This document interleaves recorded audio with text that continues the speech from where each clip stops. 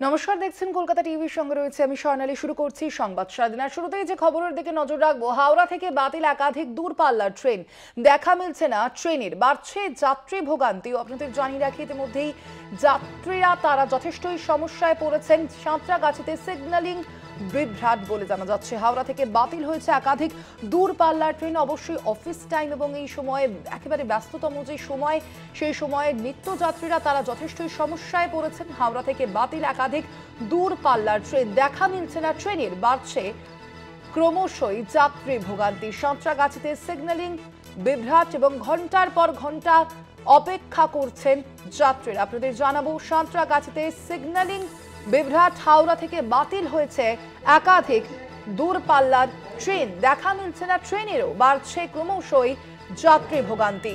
ক্রমশই বাড়ছে একদিকে যাত্রী ভোগান্তি, ট্রেনের দেখা মিলছে না, সে কারণেই যাত্রীদেরও অপেক্ষা করতে হচ্ছে দীর্ঘক্ষণ।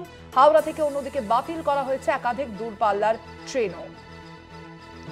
কথা বলবো আমাদের সঙ্গে, সরাসরি হাওড়া থেকে রয়েছেন প্রতিনিধি জগন্নাথ সামন্ত। জগন্নাথ, ঠিক কি কারণে এই ট্রেন বিভ্রাট, কি জানা যাচ্ছে এবং যাত্রীরা কতটা সমস্যায় পড়েছেন, তারা কি বলছেন তারা?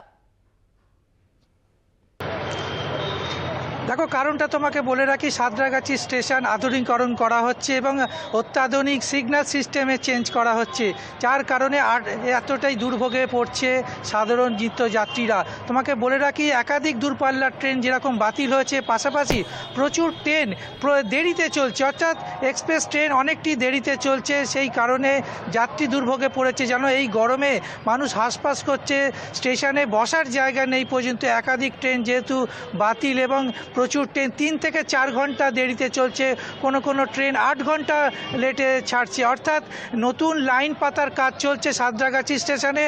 তার পাশাপাশি অত্যাধুনিক সিগন্যাল সিস্টেম তৈরি করা হচ্ছে। এই কারণেই এত ট্রেনে দুর্ভোগে পড়ছে যাত্রীরা।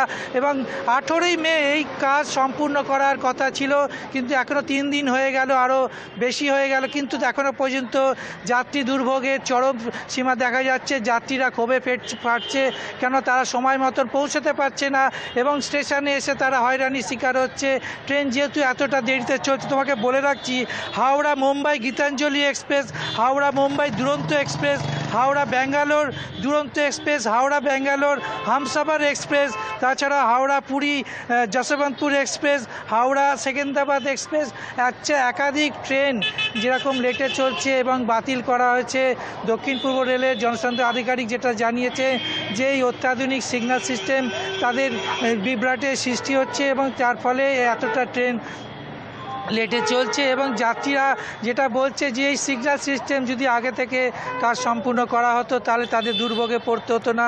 তুমি জানো, প্রচণ্ড গরম, সেই গরমে তারা জল পাচ্ছে না, স্টেশনে বসতে পারছে না, তা একেবারে তাদের নাজেহাল পরিস্থিতি। অর্থাৎ নতুন লাইন পাতা এবং সিগন্যাল সিস্টেমের আধুনিকরণ করার জন্য এই দুর্ভোগে পড়ছে সাধারণ নিত্যযাত্রী। এবং দূরপাল্লা ট্রেন একাধিক বাতিল এবং তোমাকে বললাম নামগুলো, এবং লোকাল ট্রেনও দুর্ভোগে পড়ছে। দক্ষিণ পূর্ব রেলের এই সমস্যা দেখা দিয়েছে। গত 3 দিন ধরে মানুষ যাত্রীরা এবং দুর্ভোগের মধ্যে পড়ছে। আজকেও সে একই চিত্র দেখা যাচ্ছে এবং যাত্রীরা বসে রয়েছে স্টেশনে।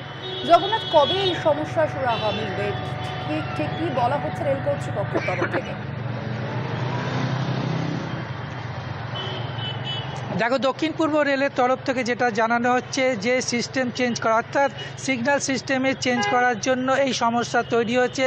আরও বেশ কিছুদিন সময় লাগবে। অর্থাৎ যে সিস্টেম তৈরি করা হচ্ছে আধুনিকরণ সিগন্যাল সিস্টেম এবং নতুন লাইন পাতা হচ্ছে, সেটা একটা বড় সমস্যা, যে লাইনের কাজ হচ্ছে, যার জন্য আরও বেশ কয়েকদিন সময় লাগবে।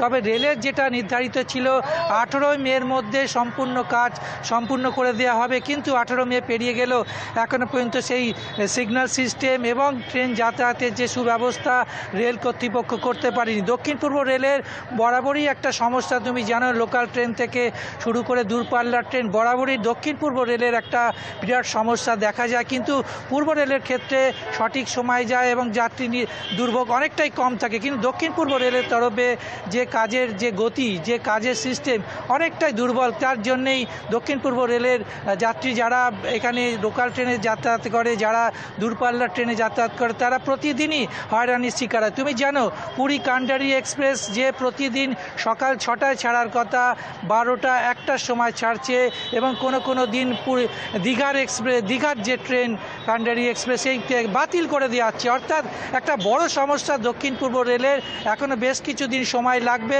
পুরোপুরি এই ট্রেন স্বাভাবিক হতে। অর্থাৎ দূরপাল্লার ট্রেন, লোকাল ট্রেন এবং যেসব যাত্রীরা এইখানে যাতায়াত করে তারা আর বেশ দু একদিন দুর্ভোগের মুখে পড়বে।